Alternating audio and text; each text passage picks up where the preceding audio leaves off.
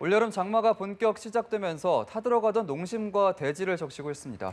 다만 중부에는 총 강수량 200mm가 넘는 큰 비가 예상돼 호우 피해가 우려됩니다. 김동혁 기자입니다.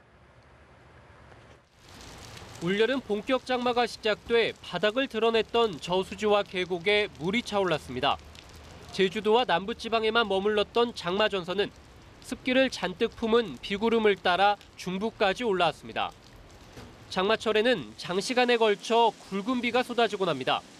기상청이 당분간 중부에 큰 비가 내릴 거라 예보함에 따라 해갈에 대한 기대감이 커지고 있습니다. 특히 이번 주 내내 전국에서 장맛비가 내릴 전망입니다. 북태평양 고기압의 확장 정도에 따라 장마 전선이 남북으로 오르내리며 전국에 비가 오는 날이 잦고 많은 비가 내릴 가능성이 있습니다. 다만 중부지방 곳곳에 집중호우가 쏟아질 것으로 보여 비 피해를 입지 않도록 대비해야 합니다. 한반도 남쪽에서 비구름의 연료인 뜨거운 수증기가 몰려들어 강한 비가 쏟아질 때가 많겠습니다. 당분간 시간당 30mm가 넘는 폭우가 내륙 곳곳에서 이어집니다. 서울 등 중부지방에서는 총 강수량이 250mm가 넘는 곳이 있겠고 남부에서도 150mm 안팎의 강수량을 기록하겠습니다. 특히 내륙 곳곳에서는 호우특보가 발효됐다가 해제되기를 반복할 전망입니다. 기상청은 산간과 계곡에서는 비가 올 때 물이 순식간에 불어나는 만큼 안전사고에 주의해달라고 당부했습니다. 연합뉴스TV 김동혁입니다. 서울에 이틀째 많은 비가 쏟아지면서 청계천 산책로 구간에 출입이 통제됐습니다. 서울시는 어제 산책로 시점부부터 황학교까지 출입을 통제했다가 빗줄기가 굵어지자 오늘 새벽 중랑천 합류부까지 통제 구간을 확대했습니다. 청계천 산책로 입구에는 침수 위험 출입 통제 안내문이 걸려 있습니다. 기상청은 서울에 모레까지 시간당 30mm가 넘는 집중호우가 쏟아질 때가 많겠다며 외출 시 주의를 당부했습니다. 장맛비의 영향으로 어제 오후 8시 35분쯤 경기도 용인시 경부고속도로 신갈 분기점 인근 공사장에서 축대가 무너졌습니다. 이 사고로 도로 위로 토사가 쏟아지면서 인천 방명 쪽에 차로가 막혀 통행이 1시간 넘게 통제됐습니다. 앞서 오후 2시쯤에는 상주 영천 간의 고속도로에서 승용차가 빗길에 방음벽을 들이받아 운전자가 숨지는 사고도 있었습니다. 북상 중인 3호 태풍 난마돌이 제주 남쪽 먼 해상을 지나갈 것으로 보여 제주도 먼바다에 태풍 예비특보가 발표됐습니다. 기상청에 따르면 어제 오전 9시 대만 남쪽 먼 해상에서 발생한 소형 태풍 난마돌은 계속해서 북상해 내일 새벽부터 제주 남쪽 먼 해상을 통과합니다. 오늘과 모레 제주도에는 태풍의 영향으로 비가 내리겠고 오늘 밤부터 제주 먼바다에 태풍특보가 발효될 가능성이 있습니다. 제주 먼 해상을 지난 태풍 난마돌은 이후 북동쪽으로 이동해 일본 규슈 북부 해상을 지난 뒤 소멸할 전망입니다. 문재인 대통령이 3박 5일간의 첫 방미 일정을 마치고 귀국했습니다. 문 대통령은 귀국 인사말을 통해서 한반도의 영구적 평화 체제를 구축하기 위한 긴 여정을 시작해야 한다고 강조했습니다. 정영빈 기자입니다. 문재인 대통령이 3박 5일간의 첫 방미 일정을 마치고 귀국했습니다. 문 대통령은 귀국 직후 이례적으로 대국민 인사말을 발표했습니다. 걱정해 주시고 성원해 주신 덕분에 무사히 잘 다녀왔습니다. 어려운 길이었지만 국민들의 든든한 지지가 있어 성과를 거둘 수 있었습니다. 문 대통령은 트럼프 대통령과 한반도 현안에 대해 많은 대화를 나눴다며 우위와 신뢰를 든든하게 쌓았다고 자평했습니다. 이번 정상회담을 통해 한반도 비핵화라는 공동의 목표를 평화로운 방식으로 풀어나가자고 합의했다는 점도 부각했습니다. 아울러 이번 정상회담 성과를 바탕으로 국민들과 함께 한반도 평화의 시대를 열겠다고 강조했습니다.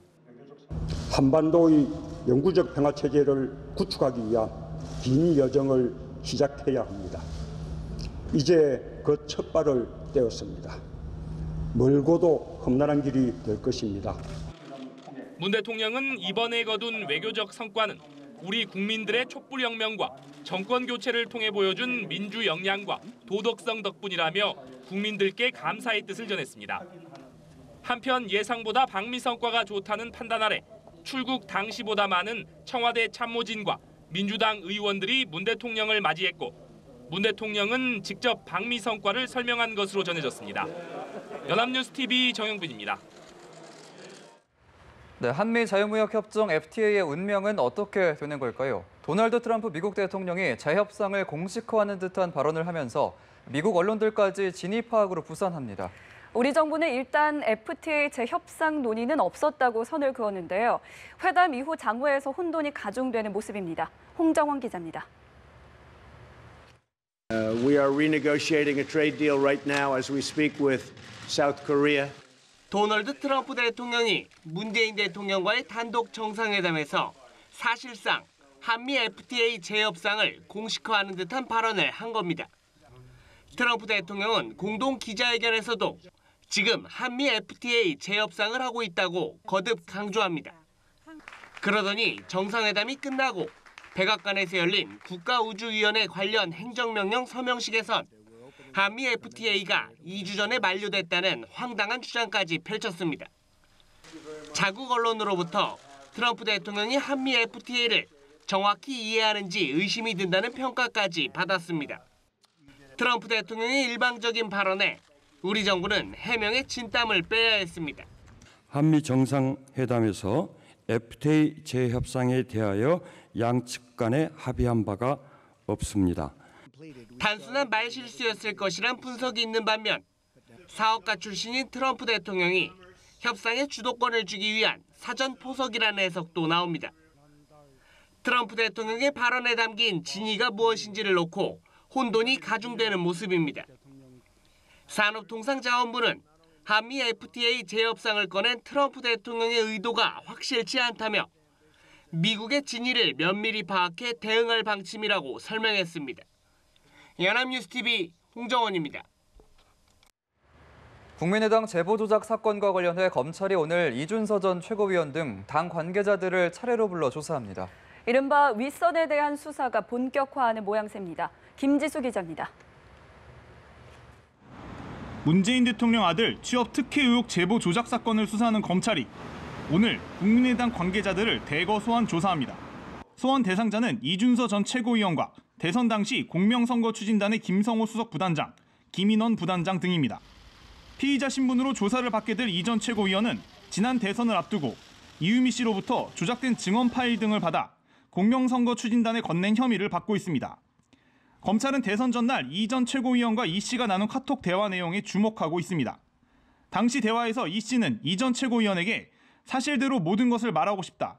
국민의당은 망하는 거라고 하니 아무 말도 못하겠다 등의 메시지를 보낸 것으로 알려졌습니다.